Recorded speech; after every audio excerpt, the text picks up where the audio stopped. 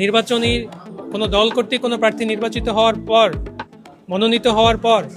পোস্টারে বা প্রচারণাপত্রে তার ছবি, প্রতীকের ছবি এবং বর্তমান দলীয় প্রধানের ছবি ছাড়া অন্য কারো ছবি তারা ব্যবহার করতে পারবে না। আমরা তাদের সক্ষমতা নিয়ে প্রশ্ন তুলেছি যে আপনারা এটি বাংলাদেশ জাতীয়তাবাদী দল বিএনপির ক্ষেত্রে প্রয়োগ করতে পারবেন কিনা, কারণ বিএনপির